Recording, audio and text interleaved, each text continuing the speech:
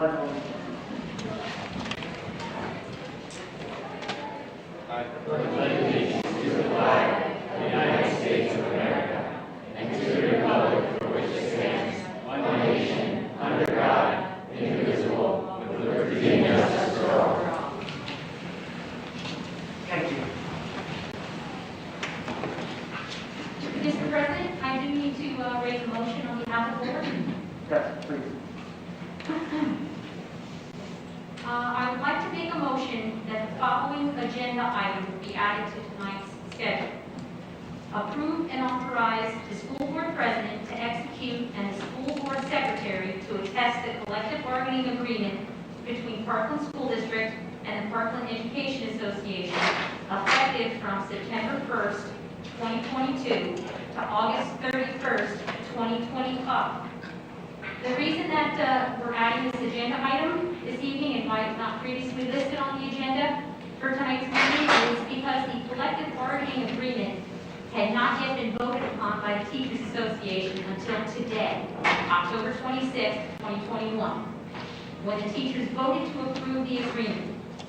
To list the agreement on the board agenda prior to the teachers' vote would have been premature and inappropriate.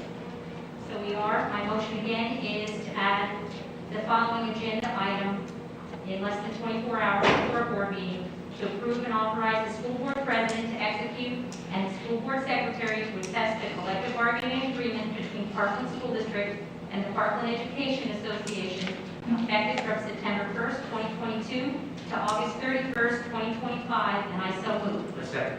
Thank you for the second. And the second is to, and the motion is to just add the item to the agenda. Are there any comments or questions? All those in favor to add this item to the agenda? Aye. Any opposed? That motion carries. And that is the item number 10 in the agenda tonight. Before we get started, I'd like to read some items regarding public comment at our meetings. The applicable policies for this are 903, 903.1, and the applicable administrative regulations is 006 AR 0. The full version of these policies and regulations are available for review on the district website. The relevant portions of policy 903 are as follows. Public participation shall be permitted at the discretion of the presiding officer on a given issue. The board requires that the public participants be district taxpayers or residents. All persons wishing to participate in a public board meeting shall register their intent with the board secretary in advance of the meeting, and on the day of the meeting, all persons wishing to participate shall register their intent on the form obtained at the registration table. Participants must be recognized by the presiding officer and must preface their comments by an announcement of their name and address. Each statement made by a participant shall be limited to 3 minutes duration.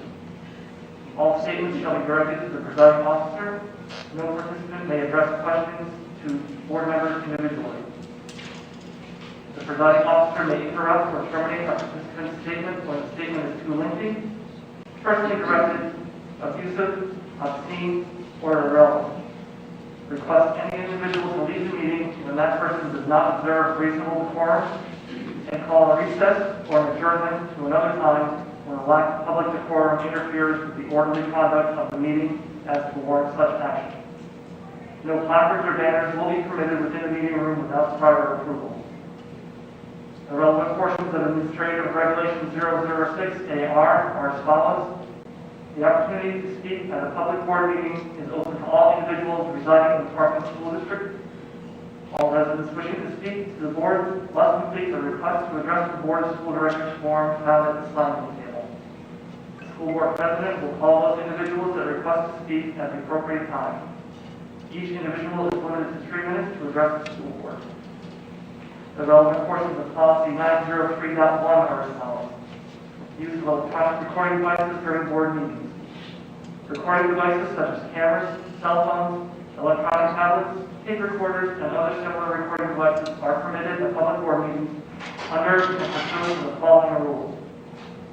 Persons must notify the assistant superintendent of his or her intent to use a recording device prior to its use. An individual's right to record will be limited or forfeited if there is material interference with the ability of board members, administrators, school officials, school employees, and others to participate or observe during public board meetings. Audio recording devices can be used from an individual seat or from a location designated by the board president. Video recording devices can be used from locations designated by the board president. Thank you. As a reminder, the state of Pennsylvania is under the masking order from the Pennsylvania Department of Health and the Governor's Office, requiring people in all school buildings to wear masks. So everybody, please have your mask on tonight, and please keep your mask on when you come up to speak to us. Thank you. Moving on to item number 3, special recognitions. We were going to move this item to next month's meeting, as the certificates and the plaques did not arrive to me through the mail yet, so we will push this one to next month. Moving on to item number 4, student representative report, is Laura Maria Quintian. Good to see you, thank you. So hello everybody, happy October, it's another month. So first off, we have Kernsville. The students did a big decoration in Mr. G's office, which looks really cool. They were able to decorate and provide a golf course in the front of his office. There's a musician of the month that they show for this on the wall, which allows students to kind of get a feel of the arts. And there's like a different musician on there every single month, which right now is the Beatles. Special students were able to spend some time to de-stress and have some fun playing Wii games with Mr. G. Yesterday, students did a car wash for the Kindness Crusade. They even got a visitor from the Glory Station Fire Company, which really excited the kiddos. Next up, we have Jandal. At Jandal, they had to dress up for Unity Day. They also had Miss Moore's student learning about the brain and how it helps to regulate emotions, learn, and make decisions. The students really enjoyed being able to have the book fair this month, and they were able to explore more interests and book choices. Lastly, we have Mr. Duke's class showing off their junior firefighter classes, which look really cool, and for Fire Prevention Week. For Parkway Manor, there was a lot of exciting activities this month. The kids decorated pumpkins for the PTO, so we say thank you. They also had an alphabet parade planned where they dressed up as a different letter, and there was a way for them to learn the alphabet, which is really cute. They look really adorable. We also have on the top right the viola lesson, which is a very exciting way to have kids go back into the instrument atmosphere. And some more pictures of the Guilford classes having some learning activities with friends for learning activities.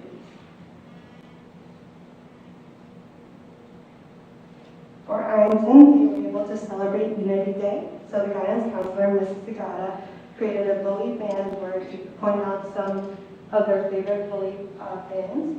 I think this is a great idea because it shows students to give them some motivation, as well as they will not participate in other bullying, nor will they be bullied themselves. So it gives them a little bit of motivation. And as you can see, they're able to put up their favorite kind of words to back off bullying.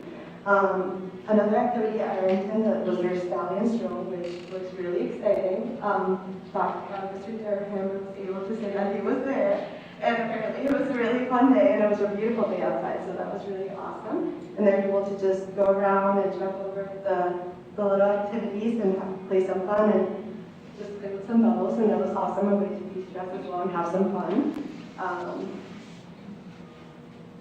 Next up, the Veterans Memorial, we have some really exciting stuff like the Hispanic Heritage Month. So Mrs. Regis, 4th graders, wrote down some influential Hispanic leaders and decorated some cards to post on the wall. And so in celebration of the Kindness Crusades, they also created Kindness Rocks and labeled them with little words of inspiration, and they were donated to decorate the Kindness Project facility. They're also learning some really fun activities to help them with problem-solving skills. And lastly, my favorite event, which is the reading can make imagination soar. So it's a little challenge for the students to read in order to be able to spray the Stopra with silly string. which sounds really exciting. So that should be really exciting for the kids as well. I know I did this in elementary school. We got to shave my elementary school's teacher's head, which was really exciting for me. For Crafter, we have a lot of activities which include their mindfulness walk, which helps them a way to de-stress against the kids, getting them into the mindfulness motivation to get them to de-stress and just have some fun. Also a way to get them to stop wearing masks and just kind of have a way to like breathe during school. There's also the anti-bullying lesson with that they were doing as part of the Kindness Crusade. And then we have the Makerspace that has been added to Crafter, which I know is really exciting because I got to do Makerspace at the high school, and it's a really great way to make some creativity for the students. And then for Mrs. O'Block's first grade class, they were able to win a Camp in Class reward, which got the students kind of in a little reward where they can just sit under camp and kind of camp into the class and have some snacks and have a really fun week. And then for Spirit Week, they had College Gear Day where they were able to wear their favorite college shirts and like their favorite, oh my gosh, they were able to wear their favorite shirts and just sweatshirts. And then lastly, a lot of the schools are doing STEM activities where they were able to create some buildings, and for Crafter, they were able to design some statues of liberties with material and time constraints. For Fogelsville, students were asked to show their creative writing skills and share about their pets and how they are special to them. A lot of creativity is going on in Fogelsville because there's also a lot of monochromatic art and fall leaves in the art room. First grade students were also taught how to use labels and were told to label things around the classroom. Fogelsville also taught their students about bullying prevention, and the counselor, Mrs. Field, taught them how to see and talk about bullying and trusted them to talk with trusted adults. Next up for Schnecksville, students celebrated United Day by wearing orange to school and spreading the word of kindness around. There's also a new addition added, which was the growth simulator to be able to grow food in the classroom, which teaches kids about the amazing powers of plants. Lastly, a lot of STEM, like I said, going around the elementary school, because Schnecksville students were put up with the challenge of building towers out of spaghetti and marshmallows. Next up for Citronia, the students in Mrs. Hunt's 5th grade class were having a lot of fun with science, examining and doing palletized sections. Mrs. Hardy's 4th graders were taught to create gesture drawings with the use of mannequins and reference photos, which I know can be really difficult because I was able to do that in my middle school. This is amazing because it teaches kids how to really do realistic art, which is really difficult, like I said, but it's really awesome. We also have Miss Yoakum's class making music with xylophones, and we have some kids doing truth or dare with geometry. With this activity, if they choose dare, they would have to do a certain exercise, for example, push-ups, while making a 2D shape, which sounds really difficult. And then for SMS, moving on to the middle schools, in order to practice inferring skills, the Springhouse middle schoolers had to find the mystery objects around the classroom with clues given by the teacher. We also have Dr. Song cheering up the Parkland Middle School's cross-country team. On October 9th, we had to take a stand united as one, where the Springhouse middle schoolers were participating in activities with positive messages and did some team-building exercises. Next up for OMS, Kindness United Day kickoff, Mr. Gamos and Dr. Ulio made some amazing artwork on the Orfield Middle School wall to show kids to be kind. They also had some of the OMS students sign the OMS Respect Wall. We also had Mr. Brown's class learning about kindness in the school environment. And the Trailblazers made more messaging, some motivational quotes to the students. Lastly, OMS students were able to have fun at the 2021 Fall Fest this year, being able to do some amazing fall activities. And for PHS, we have a lot going on as well. The EMT and biomed classes preparing for their experiments. The Citronia Ambulance Corps came to give EMT students a lesson on ambulance loading and reloading. Parkland Theater also had the fall play stage door premiere this month, which was really good. And the Multicultural Club celebrated Spanish Heritage Month by posting posters around the school. The language inductions for both Spanish and French societies happened this month as well. And last but not least, we had an amazing win for Parkland High School sports, which was the EPC Championships for the girls volleyball team. Lastly, for school district announcements, there's the kickball tournament happening on October 23rd at PHS at 2:30 p.m. We have PHS NHS Haunted Mansion on October 27th at 5:30 to 7 p.m. in Parkland's NHS students are throwing a little haunted house for the kindergartners to third graders. We have the Schoology virtual parent workshop on October 28th at 7 p.m. Middle school and SMS have fall plays debuting on October 28th. Orca will be presenting my two-tailed Halloween cat and Spring House. All I really need to know I learned from being a zombie. And then PHS Homecoming is the 30th. On 30th of October at 7 p.m. on the third field. And that's all for me. The very best one. Thank you very much. I'll enjoy hearing that. Item number 5, report on executive session. Mrs. Church. Yes, there was an executive session held prior to tonight's meeting at 6:45 p.m. for personnel. Thank you. Item number 6, public comment on agenda items. All of the comments we received tonight are on non-agenda items. However, if there are any comments on the recently added agenda items about the contract, we're welcome to make any without any problem. Seeing none, moving on to item number 7, Parkland School District Comprehensive Plan. The administration recommends that the board approve the superintendent to submit the Parkland School District Comprehensive Plan effective January 1st, 2022 through December 31st, 2025 to the Pennsylvania Department of Education. This submission must be completed prior to November 30th, 2021. I can have a motion? So moved. Thank you. Thank you, Mr. Bull. Any comments or questions? All those in favor? Aye. Any opposed? That motion carries. Moving on to number 8, Personnel and Finance Committee, Mrs. Roth. Thank you, Mr. Hyde. Item 8.01 are the personnel items, and I would like to take these as a whole. Resignations, items A through C. Request for extension of sabbatical leave for professional development, item A. Change of status, item A. Correction to agenda item, item A. Request for child-rearing leave of absence, items A and B. And employment of personnel, items A through J. And the approval of day-to-day substitute list. And I so move. Thank you. Second. Thank you, Mr. Kennedy. Any comments or questions? All those in favor? Aye. Any opposed? That carries. Item 8.02, the attached list of individuals have completed additional studies.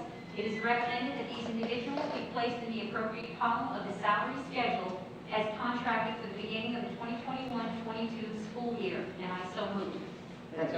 Thank you. Any comments or questions? All those in favor? Aye. Any opposed? That motion carries.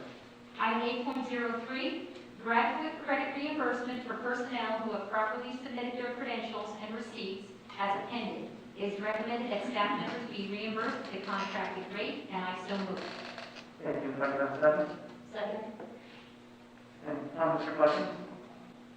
All those in favor? Aye. Any opposed? That motion carries. And item 8.04, board policies for second reading. These are board policies 008, local board procedures, organization chart, and 903, community public participation in board meetings. And I so move. Thank you. Second, please. Second. Thank you. Any comments or questions? All those in favor? Aye. Any opposed? That motion carries. And that concludes personal finance, Mr. Hackett. Thank you very much. Item number 9, real estate tax assessment appeal. The administration recommends that the board of school directors approve and authorize the school district solicitor to sign the attached stipulations of council, which provide for the settlement of the real estate tax assessment appeals as listed below. The board further authorizes the payment of refunds for real estate taxes that have been overpaid for the applicable years of settlements. And the settlements are listed there for us. If I can have a motion. So, Second. Thank you. Thank you. Any comments or questions? All those in favor? Aye. Any opposed? That motion carries.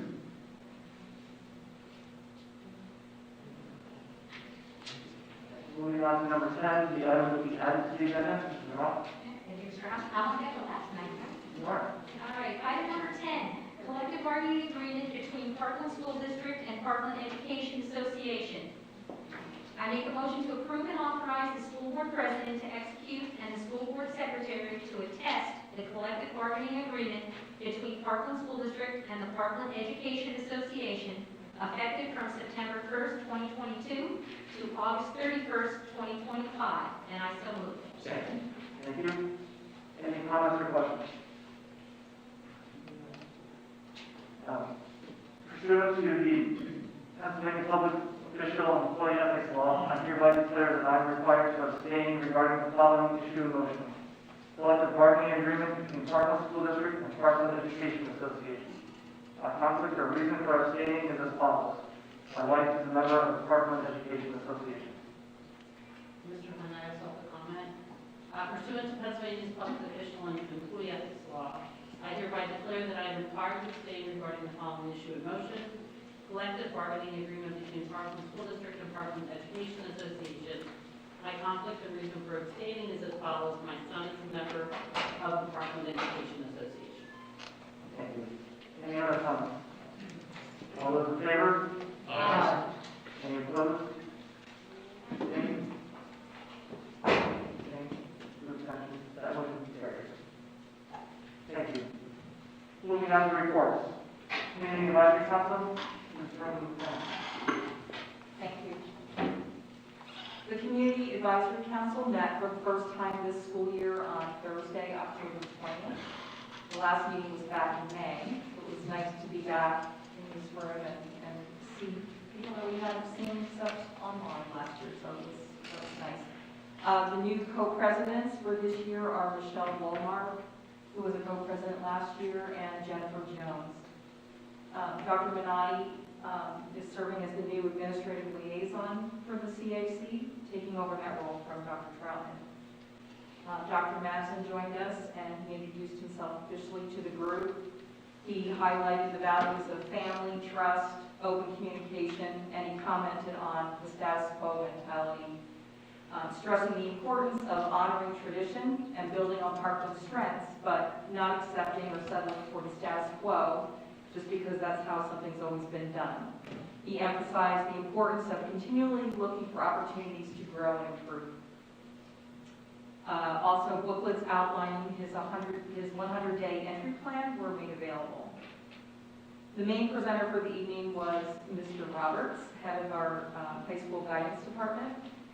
He introduced the main topic for the evening, which was post-secondary planning, and he introduced the five recent Parkland High School graduates that he invited to participate via Google Meets. The graduates included Tyler Bartman, Ben Dobbs, who actually connected from Spain, who's doing a semester abroad, R.J. Corba, Ashley Davis, and Julian D. Some of those students were previously served as student representatives to the CAC, and Tyler was actually a student representative for the school board. So it was nice to see faces and hear what they're doing now. But more specifically, Mr. Roberts invited them to comment on the agenda topic. So they described a little bit about their backgrounds. They talked about what led them to their choice of majors and choice of college, their perspectives and tips regarding the college search and application process, the experiences they felt best prepared them for college, the role of extracurricular activities in high school versus college, and asked them if they had any advice to share for succeeding in college. So that was all very insightful and helpful. Mr. Roberts closed with some general information and a discussion about college visits, career exploration, college testing, clubs, and other helpful resources to take advantage of. Members then heard a school board update and a student report. The new student representatives to the CAC for this year include Rashika Rahachi, and two high school juniors, Kylie Nafo and Catherine Hukala, if I pronounced that correctly. The student reports were organized around athletics, arts, and academics. The next meeting is scheduled for Thursday, November 18th. This time it will be at Veterans Memorial in the cafeteria. It's something that we attempted to do last year, but got postponed, so we're all looking forward to going out there and having that meeting. There will be a tour led by Principal Mrs. Doparra, and that'll be followed by a presentation, I believe, by Kelly Rosario on curriculum update. So that concludes my report on CAC. Thank you. Thank you. Education Committee, Ms. Machado. Thank you, Mr. Ryan. I hope everybody had a chance to walk around the main lobby of the Ed Center tonight. All the artwork that's on display has been done been done by Parkland students across the district, all grades. Parkland students did the artwork, and then it was professionally framed to put on display with the foundation grant, and the foundation just likes to celebrate all the artists within the district. So I hope everybody got a chance to look at the artwork. It's amazing. And the next board meeting for the Ed Foundation is Wednesday, November 10th. Thank you. Thank you. Legislative update. One of the items that was signed by the governor this past week, one of the items I mentioned at the last board meeting, regulations on school bus stop arm cameras. It's the temporary regulations for the school bus stop arm camera enforcement program, 2 years. Passed by the Senate, by the state teachers certification of reciprocity, allowed by the state candidates who have completed any state-approved educator preparation program from an accredited institution of higher education to be eligible for comparable in-state instructional certification.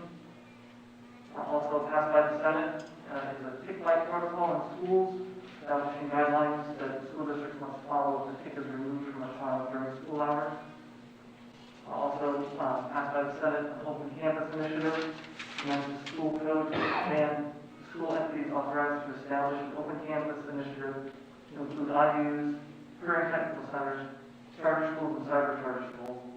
Under the current law, an open campus initiative is a cooperative agreement between school districts that allows students to participate in courses not currently available in their resident school district and receive credit for that course. From the Senate Education Committee, mandated posting of curriculum that was passed out of the Education Committee, requiring public school entities to make information about their curriculum available online. Something I think most school districts do already, which I would be here. Approved by the State Senate Local Government Committee, tax penalty waiver for new home orders, and that's the local tax collection law providing taxing districts shall require tax collectors to waive additional charges for late payments of real estate taxes to property owners during the first year of ownership if the new owners did not receive their tax bill. And that concludes my report. Moving on to accounts payable. If I can have a motion. So moved. Thank you. Second. Mr. Wolf, thank you. Any comments or questions? Yes, I have one. My affirmative vote does not in any way support cyber charter school funding, seeing as though there is a lack of transparency when it comes to taxpayer dollars. Thank you. Thank you. On the record, I concur with Director for that. Thank you. Thank you. Any other comments? All those in favor? Aye. Any opposed? That motion carries. Moving on to public comment on non-agenda items. Again, please remember to wear your mask as you come up and as you speak. First person, Natalie Donata. And as you come up, as you're called, please remember to state your name and address for the record. Good evening. Natalie Donata, 1821 Brown Street, Allentown, PA 114.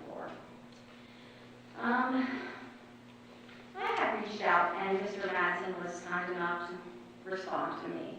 I wanted to know what the policies were related to teachers in Parkland School District, about what they tend to speak to students about related to masks, vaccines, and COVID in general, I guess. And Mr. Madsen, like I said, was kind enough to respond and let you know that there's not a policy in place. But as a general practice, staff should not speak to students regarding personal thoughts regarding mass vaccinations and COVID-19. So that was the response, which I appreciate, and let me enlighten you on what's actually happening, because I don't think you guys know. Teachers are constantly yelling at kids to pull their mask back. It goes back under to pull over their nose. You know, to the point where my children feel bad because my kids don't wear masks because they don't do anything. But neither here nor there. One teacher told kids that it's very important that you follow the COVID rules. Why? Because my dad was 90. And guess what? If you don't follow the rules, my dad might die. Okay? Now keep in mind, I didn't come up here for the first 3 examples I have. One student was told that my teacher would be his last sip of water for the day. I guess she saw it fit that he had enough water that day, so she told him that would be it for the rest of the day. It gets worse. Student raised their hand and asked the teacher, when can we go back to normal? When's normal going to come back? When are masks going to go away? Her response, when the vaccination's approved, so you all can get vaccinated, so we can feel safe. So just in case it's not clear, the message we're sending to kids is adults need to keep them, the kids need to keep adults safe. I beg somebody to just think of the social, emotional, and mental impacts that the mask had on children. So as it couldn't get any worse, I have my daughter here tonight, sitting on the floor. Katie can stand if you want, who, like I said, has a mask exemption. Had an interaction the other day, came home upset. Katie, how's your day? It was terrible. She gets nervous and the mask doesn't help, right? And she doesn't want to hurt the teacher. She did. She said, I worked up the bravery. I got the courage to ask my teacher if I could sit by my friends. And she was told no. The rules are you need to be 6 feet away from your friends, which left her in tears. So if anybody wants to address her, that'd be great. Maybe she has some questions. I don't know if you guys have answers. Thank you. Next speaker is Jared Coleman.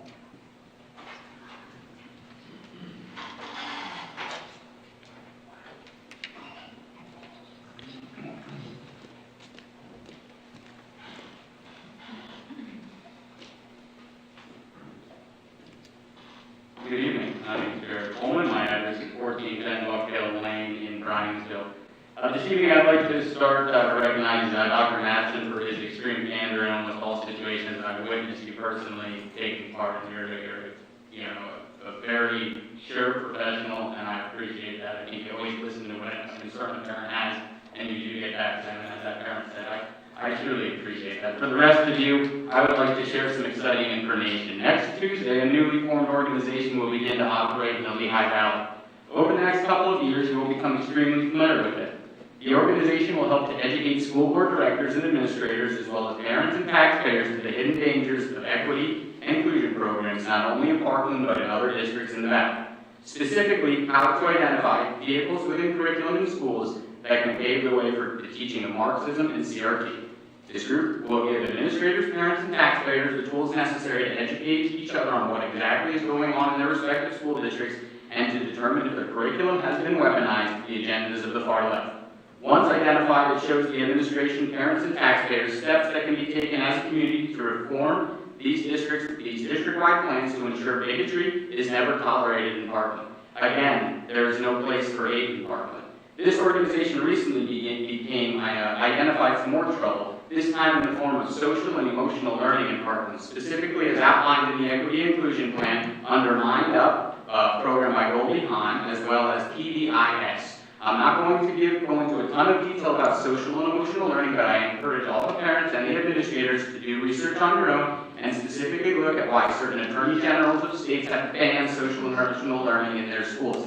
We could spend hours on it. I do encourage you all to do this and learn how this is a vehicle for cultural Marxism and critical race theory in your schools. Mind Up, the program used at Parkland, is guided by the Collaborative for Academic, Social, and Emotional Learning, CASEL, which uses SEL as a vehicle for critical race theory and to train vulnerable students into becoming social justice activists. CASEL labels the Mind Up program as a select program, which is among the highest of its ratings. The Idaho Freedom Foundation did a great job when it said the following: In a June 2020 webinar titled SEL as a Lever for Equity and Social Justice, CAST's president and CEO advocated that SEL should be used to favor certain students over others, primarily because of their race. The CEO concluded, "We see SEL as a tool for anti-racism." Anti-racism. Do we remember the equity and inclusion list that was provided by the school district? This term has been used as a bludgeon to destroy anyone or anything that disagrees with the progressive dogma. The term was coined by Ibram Kennedy as the idea that racism is a white problem. As American Enterprise Institute scholar Frederick Hess explained, much of what passes for anti-racist education is a poisonous exercise in caricature and rank bigotry. What anti-racists mean by education is something more typically understood as indoctrination. Thank you. The next speaker is...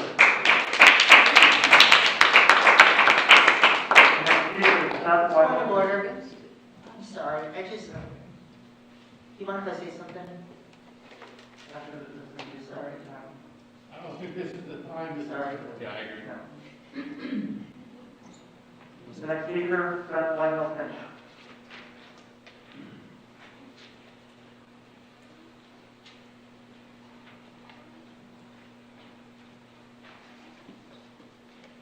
Hi everyone, Beth Whitehill-Finch, 1815 Root Street, Allentown, 1104. As always, thank you for the opportunity to address the board. I do truly appreciate it. I spoke last week about some questions that I have, and I did receive some feedback from Dr. Madsen, and I appreciate that. And from what I understand, since we're in a state mandate from the Department of Health and Secretary of Health, Parkland will not be removing the mask policy at this time. I had a question as well. Was anyone able to watch the hearing that took place on the 20th within the Commonwealth Court of Pennsylvania regarding the legality of the state mask mandate? If not, I do have a link that I can email all of you so you can watch and see how it went. I asked if you were able to watch this because there was a lot of useful information shared during this hearing, and all of the judges had several questions for the Secretary of Health regarding the legality of this mandate. It was very evident to anyone who watched that there are many questions around how the mandate was put into effect, as well as whether or not it's actually legal, considering it was previously stated by the Secretary of Health herself that without an emergency declaration in our state, it wouldn't be possible.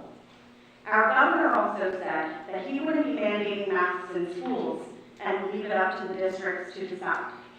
When hardly any districts in the Commonwealth implemented a mandate of their own, that's when we saw the governor go through the Department of Health because he simply didn't have the authority to mandate masking in schools or anywhere else. If we continue complying with illegal mandates, what will be next? The COVID shot? As one of the parents involved in starting this lawsuit against the Department of Health and the Secretary of Health, I have to ask, what will Parkland's stance be if or when the mandate is overturned as unlawful, and what will Parkland do if the state also tries to illegally mandate the COVID shot for students? If the State Department of Health and Secretary of Health do not have the legal authority to mandate masking in schools, then surely Parkland also doesn't have that legal authority. What will your plan be? This is a question I ask almost daily from other concerned parents and staff members who don't feel comfortable speaking in these meetings. So I'm asking on behalf of everyone who cares. Please let us know what your next step is, what we can plan for. Normalcy or more illegal mandates attempting to strip us of our basic human rights. Thank you. Thank you. Next speaker, Audrey Henninger.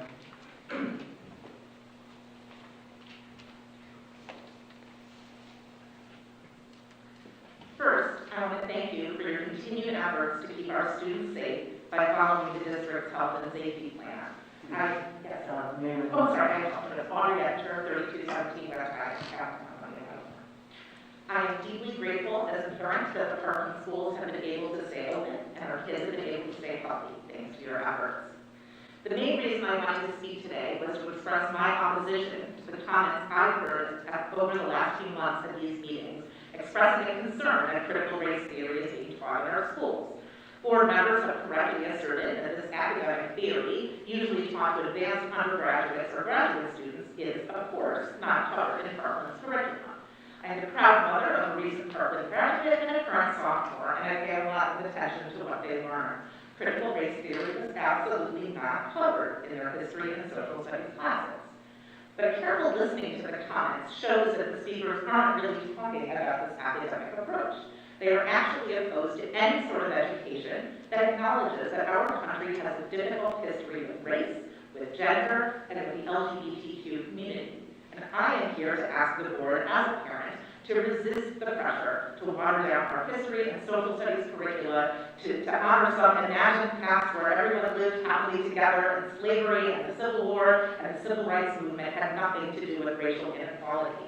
Our history is complicated, but it is only by understanding that complexity that we can move forward to a more perfect democracy.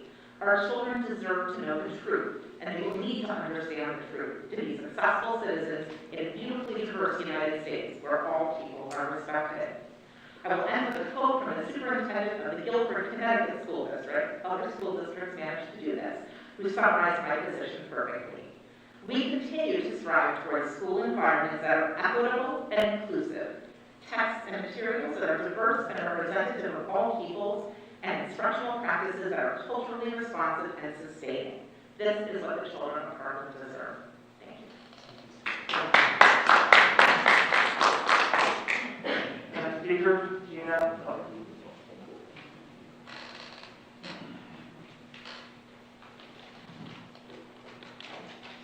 Thank you. My name is Gina Cook, and I live at 8633 Parkway Manor, and I'm a Parkland parent. I want to thank you for making decisions and policies to keep our children physically, emotionally, and psychologically safe. I want to specifically thank you for your leadership around diversity, equity, and inclusion in our district. It seems that diversity, equity, and inclusion, DEI, are terms welcomed by some and misunderstood by others. Equity in education is every student having access to resources and the rigor they need in their education across race, gender, ethnicity, language, disability, religion, sexual orientation, gender identity, family background, and family income. I've heard a few people say that we value and promote kindness here, so we don't need DEI here. Parkland does promote a positive and safe school climate, but also recognize that it is not enough. Our district is composed of diverse abilities, diverse ethnicities, races, languages, and cultures. Per the district website, 38% of Parkland students identify as races other than white, 28% receive or would be eligible for free and reduced lunch, 15% receive special education, and 301 students are English language learners. The district demographic data highlights how Parkland is a diverse learning community and all students do not share the same lived experience. The Everyone Belongs Equity Forum last spring highlighted student voices. Parkland students value diversity, equity, inclusion, and belonging.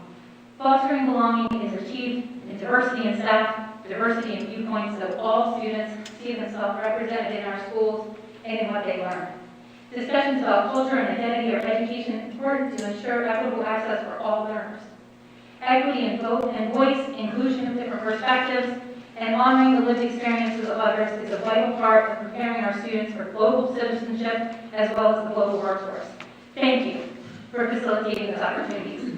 I'm grateful for Parkland's professional development priorities, the emphasis on SEL, social emotional learning, positive behavior support, and trauma-informed practices. The Parkland Equity Inclusion Goals and Action Plan are developing a pathway to equity, inclusion, and cultural responsiveness. Thank you. I appreciate the strategy of building bridges within Parkland and our community to foster a culture of respect, trust, and understanding. Recent examples that were shared tonight in the schools include Unity Day activities, anti-bullying instruction, and Hispanic Heritage Month activities. Parkland sets the standard for academics, arts, and athletics. So I know the board and the administrators will apply the same high standards to approaching every policy decision with an equity lens and set DEI bar high for other districts to emulate.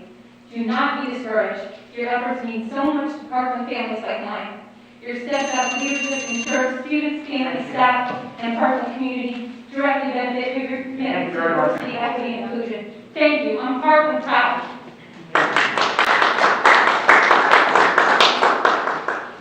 The next speaker, Janine McCall.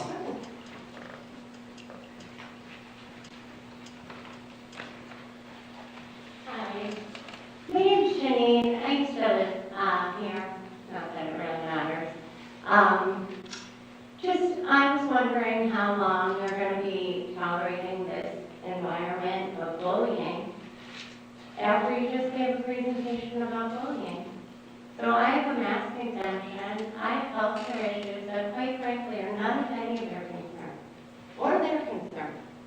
My child's autistic, he can't wear a mask. How long are you going to allow mass bullying to happen in your schools, because it happens every day, because kids who don't want to be in them, or get anxious, or feel like they can't breathe, can't wear them. So when my kid's walking around with his face, just like you saw here all night, just the presence of my face is terrifying now for these people. What is the solution to that? When people don't want to wear masks, they give my kids, look, that's bullying. We don't want to bully people, right? But we want to bully them into wearing a mask? I'm confused. Thanks. Thank you. The last speaker, David Elwich. Hi, my name is David Elwich. I live in South Whitehall. First of all, thank you very much for your leadership during this difficult time. I imagine when most of you chose to volunteer to help lead our school board, you never expected to lead us through a pandemic, or lead us through national divisiveness intended to divide our communities for political gain, which is what we're witnessing. I'm going to try in my 3 minutes to get through 2 issues. First, safety. What are we teaching our children? It's sad. We will always bully the other. I know you're trying hard against it. It's the nature of children. I try to teach my kids not to. Teachers try to enforce it. It's going to happen.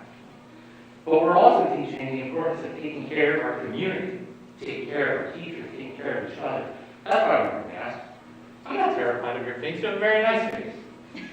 I'm terrified that your irresponsibility tonight means you're bringing in germs that I could bring to my children. So your impact, the obsession with my rights over personal responsibility has an impact.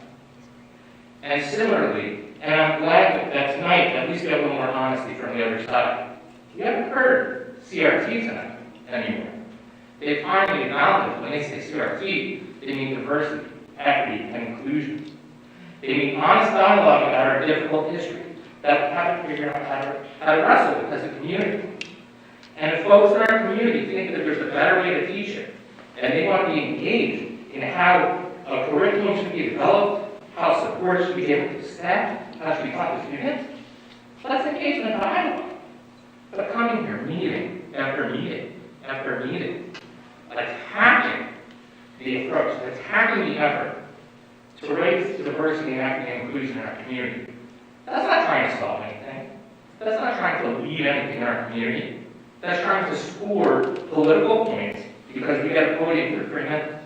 And maybe, just maybe, Mr. Coleman will shout loud enough, get enough people on the side, we'll be able to sit on the other side where you're sitting now. Frankly, that's terrifying. Much more terrifying than anyone asks us, because you do your work in a collegial manner. We haven't seen you disagree in public, and I can't imagine that the 9 members of the board always agree on everything. But you listen to each other, try to figure out what's best for our kids. And what's really at stake here, it's not just the policies, which are very important that you're leading us through. But this is about protecting our board from someone who is so desperate to win. He recently sent a message, vote only for me, because no one else in the ballot can possibly be good for your children. It's a text that blesses to the community. So, I know these political comments aren't specifically mentioned at your work, but thank you for everything that you do. For any parents listening, I really, really hope that you get out and vote and pay attention to what's really at issue and the danger of national divisive politics making it onto the Parkland School Board. Thank you. Thank you.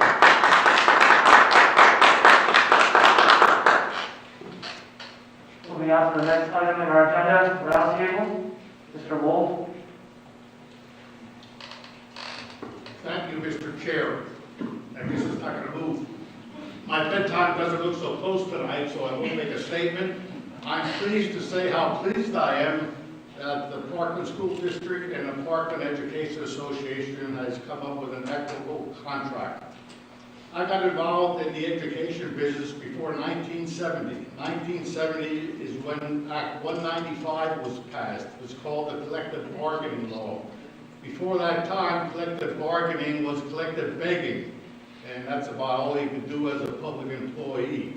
From 1970 till about 1978, the Allentown School District, which I was involved in, was out on strike about 4 times. It took that long till school board realized that they had to sit down and talk with teachers and work something out. And I'm happy to say after 50 years, you very seldom hear of a strike anywhere in the area or anywhere in the state. So it took some time, but the boards and the teachers are getting together and other school employees are getting together and coming up with a good contract. So again, I'm very happy we have a contract. Congratulations to both sides. Thank you, Mr. Chair. Thank you. Just continue to start. Any other comments?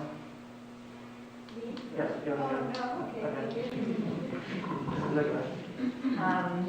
I just wanted to second what Mr. Gold said. Also, thanks again to Ms. Quintanilla for your wonderful report this evening. And thanks again to everyone who worked on the comprehensive plan that we passed this evening. It was presented last month in September. I know it took a lot of work and a lot of time and effort for that, so thank you to all parties involved with that. Mrs. Rollins. Thank you. I have to agree with Ms. Fasciano. It was great tonight to get out there and see the artwork. And more importantly tonight is to meet the students that did that artwork. That's the piece that I truly love because I like to get behind, I have a creative bone in my body. Well, I'm an idea first. I come up with an idea, but there's no way I can put it down on paper or canvas. And to talk to these students and get ideas behind what motivated them and the colors they used and what came out every single time was how much their teachers assisted with what they were doing. You know, they got recommendations from them, they got encouragement, it was wonderful. And it was great to see all the art teachers out there tonight as well. So we thank everybody that showed up this evening for that. And to also build on what Mr. Bolt said, we're so thrilled to enter into this early bird agreement with our staff. We value our amazing teachers and appreciate that our staff continues to recognize that increases to healthcare contributions are necessary for the district to handle the rising cost of medical insurance. We thank the PEA for being a partner in helping us to manage taxpayer funds responsibly and share in these rising nationwide costs. Thank you. Thank you. Mr. Kennedy. I just want to echo what Lisa said. I congratulate the teachers union for the vote of confidence on the school board approving it. It's been great that we have an early bird. It's great when the Parkland School District has labor peace around all of our unions and all the district. It helps the students, it helps the employees, and it certainly helps the parents. The artwork is always great. I love to come and see it. I think a couple of years ago, we had 3 or 4 times the amount of artwork out there, and maybe next year we'll have that also with COVID being with. Thank you. I'll go next and just like to say thank you to all those who came out tonight, those who are watching the live stream. Thank you for giving us your comments. We do value all of the input, and we do take it to heart, and we do consider it as the decisions are made through the district, through the board, and through all of our dealings. So thank you very much. It's wonderful to see all the artwork out there and all the students and parents and teachers that came to showcase what they've done. Always one of our favorite pieces of the year. And I too am glad that the teachers were able to come to an agreement with the union and the district for labor peace and early contract. So thank you. Did you guys just vote on the CBA for the teachers without letting the community know ahead of time? There could be things in about vaccination or masking. In the public at this Is that possible? We're talking about transparency here. Okay. I just think that's pretty terrible. My colleagues have spoken for me, and I appreciate their comments, and they reflect my sentiments very well. Thank you. I'd like to first apologize to the board about trying to interject there in a brief second. The reason being, my sister attempted to take her own life several years ago. I do apologize. I'm a staunch advocate for the mindfulness program because I see the tremendous results that come from it that help students with their mental health, well-being, and how to go through life during stress. That said, I'd like to also congratulate the teachers and the school district administrators in working on a tremendous contract for the next 3 years. We're Parkland proud in that regard. And finally, I'd like to congratulate the administration on coming up with an amazing comprehensive plan that will carry us through the next couple of years. Thank you.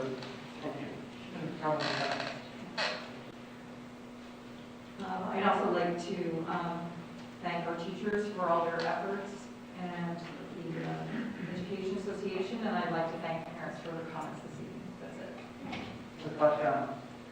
I can't come up with anything that hasn't already been said by my fellow board members. I do have one question about agenda item number 3. Yeah. Oh, we're going to cover that at the end?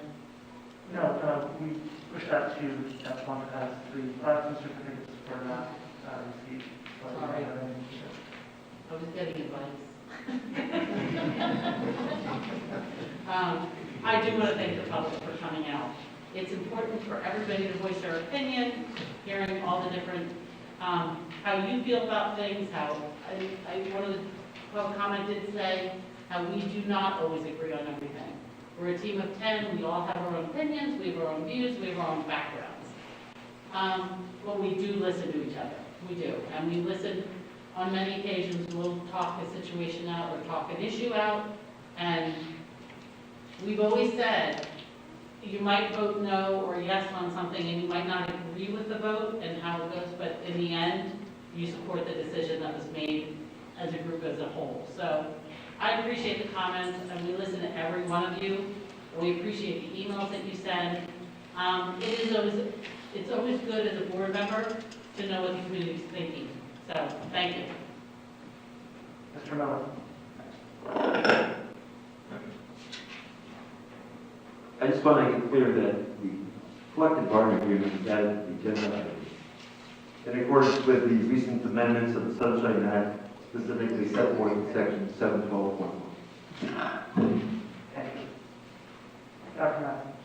Thank you, Mr. Hines. Just have a few things. Most of my comments are actually covered by board members at this point. I want to thank Lisa Urban from the Education Foundation and Nicole McGowan for setting up our art gallery for this evening.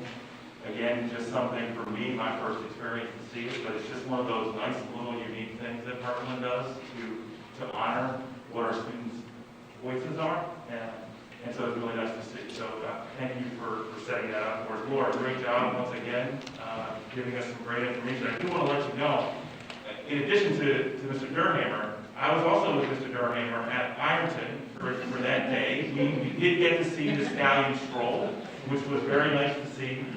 We got to see a lot of those events throughout a lot of the slides that you had for the elementary schools. I do want to say, we were hoping that Mr. Holmes, the principal at Ironton, was going to participate in the Stallion Stroll. There's an obstacle course piece, but I don't know that we saw him do it, at least when we were there, but maybe he did it at a different point.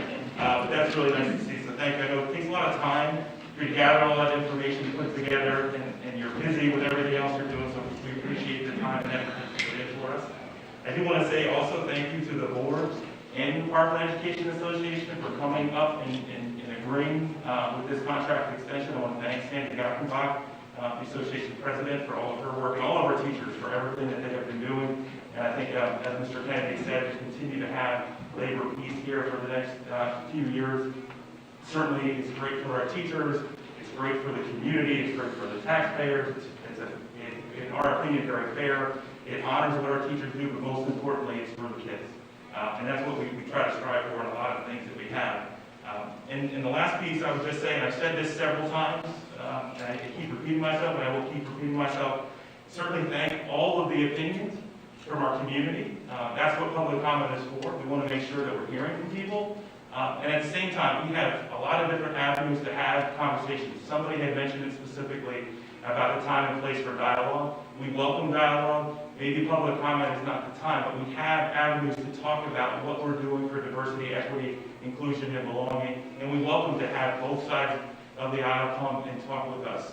Our door is always open, and we have the ability and avenues to do that. Thank you. Thank you very much. Moving on to adjournment, I have a motion. Thank you, second. All those in favor? Aye. The next school board meeting is November 15th. That will be the only meeting in November, workshop 7 to 8. Our fourth committee meeting will be right after that, November 8th, 5 to 7 in the evening. And December board organization meeting, December 7th. Board committee meeting on the 13th. Thank you, and have a good evening.